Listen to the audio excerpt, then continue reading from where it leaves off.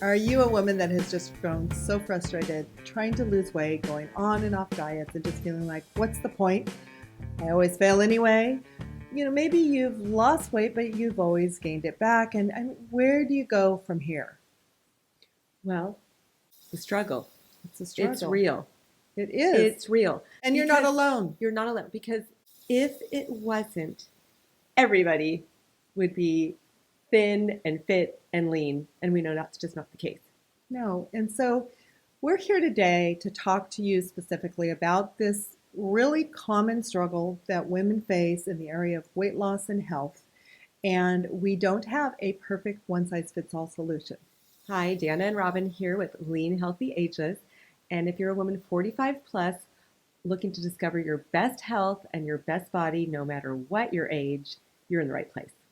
Today, Robin and I want to share some of our philosophy, some of our coaching strategies, and some of the ways we personally have dealt with our own frustrations and struggles. And it's really from the concepts that we teach out of our Eat, Live, Thrive diet book, and as importantly, the kind of coaching and support we give women in our Eat, Live, Thrive Academy in dealing with this very real struggle and helping them not give up, but continue on a path and a journey that does lead them toward their best health and their best body, no matter what their age, with a patience factor and with a grace factor.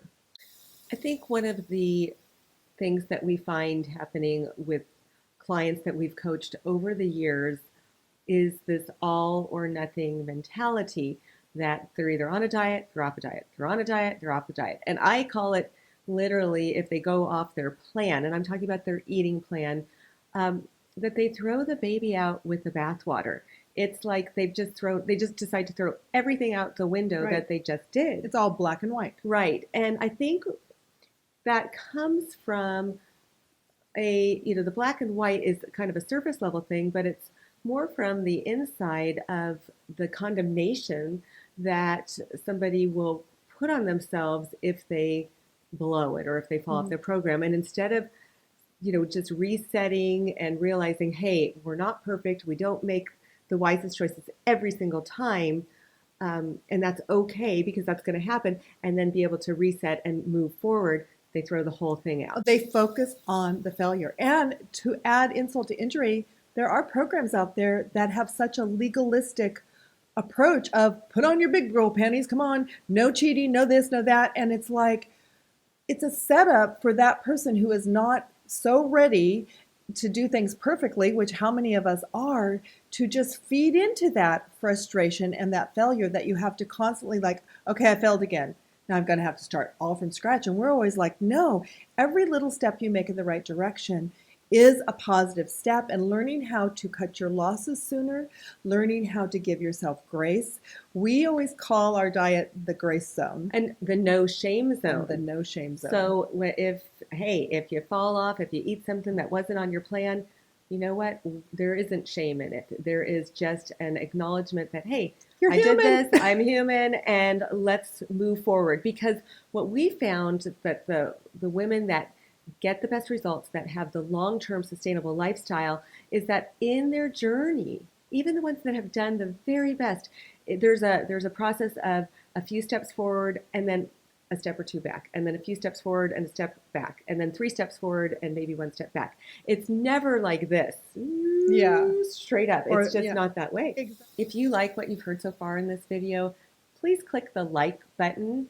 And also in the comment section, why don't you share with us what your biggest struggle is?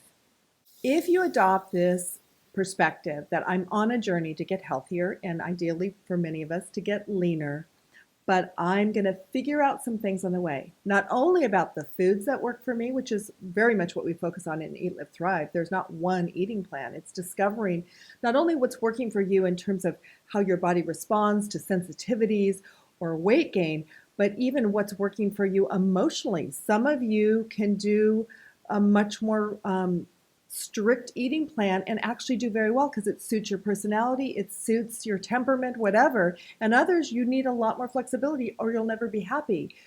Our goal is to help women find a sustainable eating plan that you can actually do most days of your life and still enjoy your life. And that's different for everybody. So one of the strategies that we coach women to utilize is a fresh start every single moment, every single meal.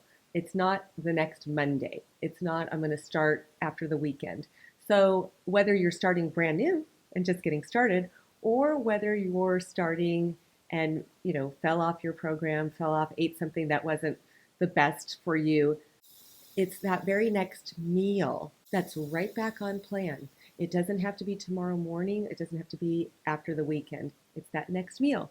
I know for myself, I was thinking about we had a holiday, birthday party. I ate something that it was just high sugar, a high white flour. It was a delicious, you don't eat perfect Black Forest cake, but it made me really sick to my stomach. I felt terrible. I mean, physically terrible. And so the next morning, that was in the evening, the next morning I'm like, I'm going to extend my fast, my short-term fast today, and I'm going to go a little bit longer because I want to kind of get that gunk out of my system And get a and reboot. reset. It was Right. a reboot.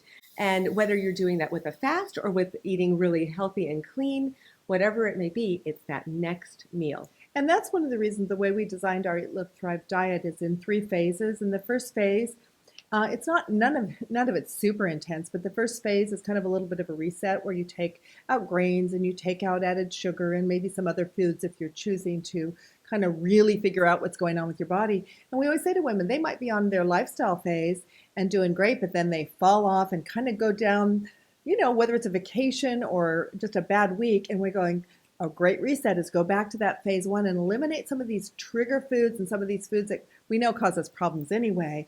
And that's a physical reset, but there's also a mental reset. That's and strategy two, right? That's strategy two, and that is we spend 2 full chapters in Eat, Live, Thrive Diet on how to help you change your habits from the inside out by really identifying what are the lies you're believing. Because when you're saying, I always fail, I might as well not start. There we go. This isn't going to work for me.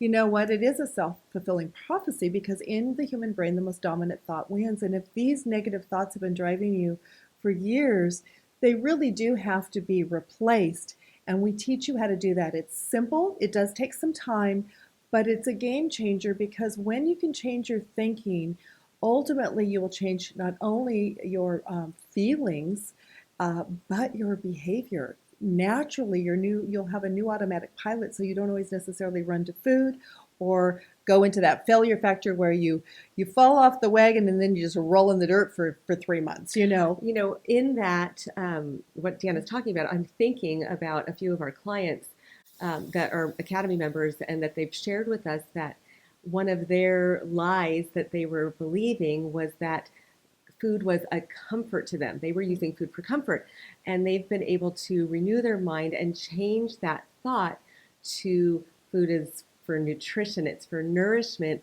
and they're going to God for comfort. And I mean, how much better can you get than that? You can't. Exactly. And here's the other thing. What we're also discovering in the community of our Eat, Live, Thrive Academy is that they need community. What happens for most of us when we feel like we're failing is we go into the shame zone, we isolate, we give up, we just go back to all the unhealthy habits. And what is one of the healthiest things to do is just expose it, call it out, say, I'm struggling. This is hard. Nobody's going to shame. All we're going to do as far as coaches, Robin and I, as well as our community of beautiful women, is encourage you, troubleshoot, let you know, one, you're not alone, but two, you don't have to stay here. And so I do believe community is important. One, grab a friend. If you have somebody that lives nearby, family member, friend, girlfriend, whatever, to go on a journey with you, that is wonderful and ideal. But in addition, or both and, join a community, whether it's the Eat, Live, Thrive Academy or something in your local community. Community does make a difference to get through that struggle because it's never going to go 100% away, but you'll become more victorious in overcoming those moments where you no longer call yourself a failure, you call yourself human, and you pursue progress instead of perfection. So in the notes of this video, we've included some links for you to the resources that we've talked about. If you haven't already subscribed to our YouTube channel, click the subscribe button and make sure you click the little bell to be notified anytime we post a new video.